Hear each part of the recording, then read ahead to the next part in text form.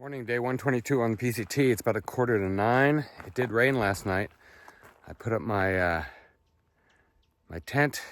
Tent's still damp or wet, inside and outside. Inside from condensation, outside from the rain.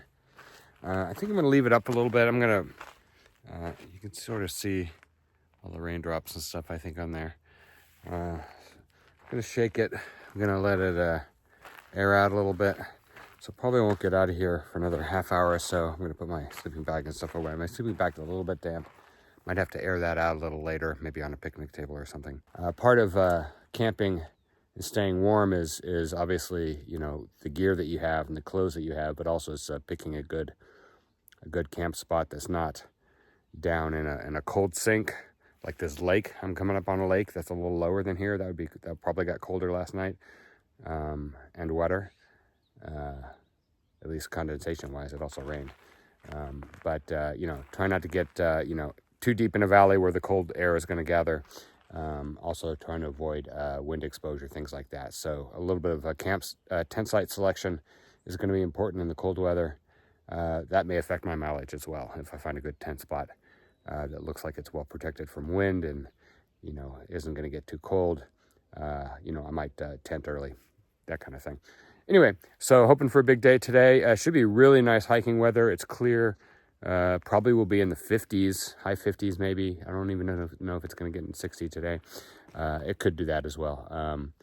It may warm up, but anything in the 50s or 60s is going to be excellent for day hiking.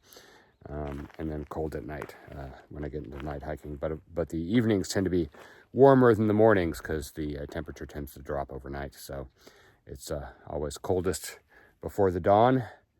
They say it's the darkest before the dawn. I don't think that's true because you have astronomical twilight before civil twilight. So it's not darkest before the dawn, but it is typically, unless there's a warm air front coming in, coldest before the dawn. So it's the coldest weather is right before sunrise. So I tend to like to night hike because it tends to be a little warmer than trying to wake up at 4 in the morning and hiking in the coldest part of the day. 10:15 in the morning, and I'm back on trail. Okay, you can see some buildings here. This is there's a state park, Silverwood Lake. So these like camp spots. Could have camped there last night, but they charged $10 bucks. So I camped right outside the park where I could camp for free. I'd have been able to cowboy camp with the roof over my head and one of the gazebos or something and avoid the rain, but I had my tent, so it was fine. Didn't know it was going to rain when I camped, but I thought it might. Anyway, one of the hikers, Meat Pie, saw him this morning as I was packing up, so he camped a while back. And I guess right time, the Trail Angel is maybe up ahead at 138. I think I'm gonna cross 138 in a mile or so. So I might see him. Either way, there's water there. It's supposed to be a water spigot. Got about 1.5 liters. I'm gonna fill up at one of these camp spigots, I think. Okay, it says Silverwood Lake Recreation Area, owned and operated, California State Parks. Yeah, I was able to get some water there. Talked to the lady in the office. She said it was from the tap water, the city tap water from Crestline, which I guess is the local city or town, and not lake water. So I just filled up my bottles, didn't filter it. She said it was the tap water. So this is crossing under State Highway 138. For anybody who's read any of my novels, you may know that I wrote a book about this road. The book's called Blood Alley. It's a supernatural thriller on a haunted highway. So I reimagined Highway 138 as a haunted highway. The reason being that back when I was in high school in Palmdale, there were a lot of deaths along the highway. They've done some renovations. They've widened parts of it and so forth. So it's not quite the killer that Highway 138 used to be between Palmdale and Cajon Pass. Lots of people died on that highway, so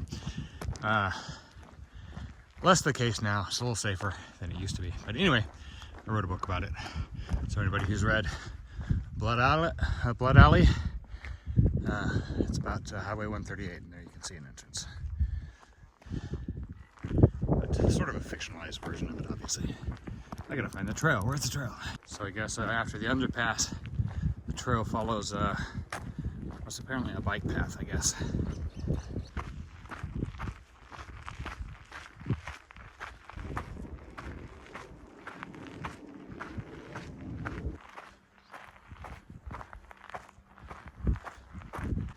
Okay, so up ahead, the PCT turns into a road walk along, I think this California State Road 173, probably for a mile or two.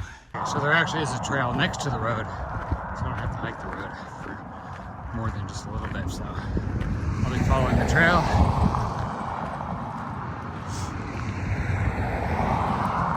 As much as I can, anyway.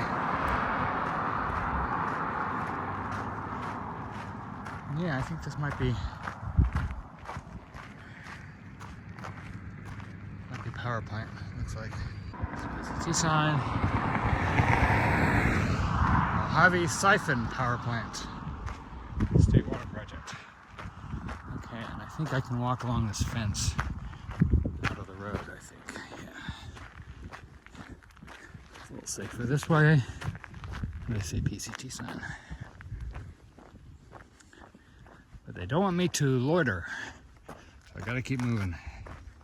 No hanging around the power plant, looking suspicious. Cedar Springs Spillway. Some people walking on the spillway. Hiking on it, I guess. I'm walking the bridge. It goes over.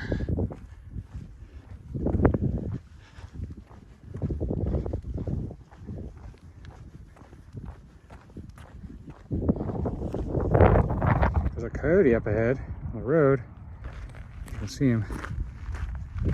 He'll be on that fence. Trotting away from me. He is. Looking back.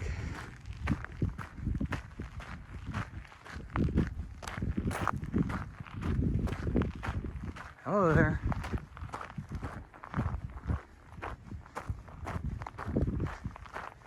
I don't usually see coyotes during the day. He's way down there. That's on the dirt part of the road. He knows I'm here, moving away from me.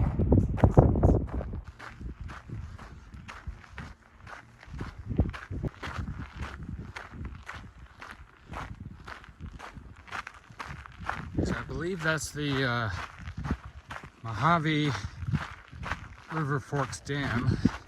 That's my guess. So this part of the trail is going to drop down to the 173. Go past the dam, and then I think I crossed 173, and then I think I can see the trail there, and then heads up towards Big Bear. So we're dropping down and then climbing up.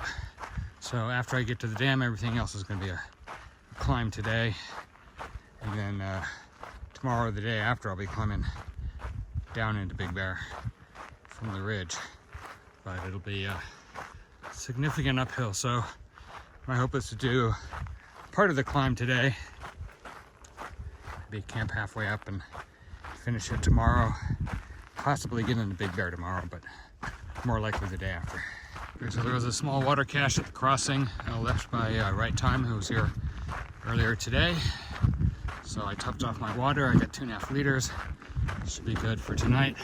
Okay, I just crossed Deep Creek over there. It was up to my knees, but not going very fast at all. So I'm going to be following Deep Creek for a ways, going up to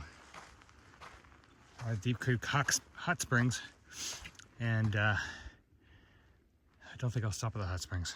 So this is the dam here. Might be a spillway. Let's see, slightly off trail. Obviously we're gonna have some graffiti. Let me just see what this looks like down here.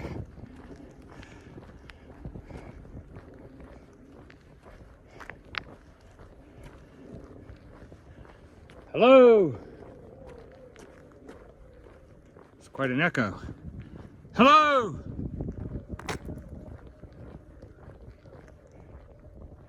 Okay, so there it is.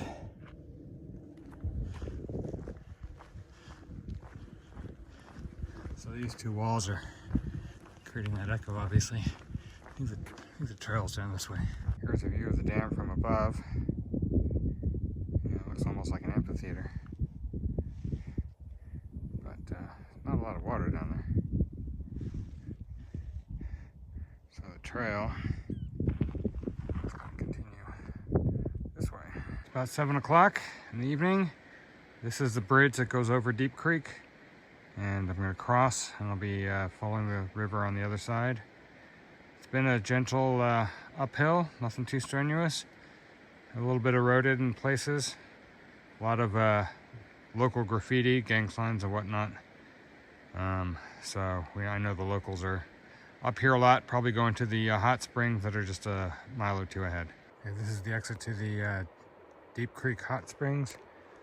I see someone's tented over there with the red light. Might be meat pie, might be anybody. I've seen probably 6, possibly 7 headlamps tonight. So I think a fair number of people out. Hot springs are pretty popular. And I'm not going to tent here. And we keep going. It's about a little after 8 o'clock. Okay, it's 9:20 p.m. and I'm calling it a day. Gonna cowboy camp. This little nook here. Got a little bit of shelter from the rocks and some trees. It's kind of a ravine, a little bit of a rocky, dry lake bed. Not expecting any flash flooding tonight, so it should be okay. It's not actually, I don't think it's gonna rain or anything. Anyway, I did about 24 miles. I'm gonna eat something and then try to stay warm tonight. It's probably gonna get below freezing.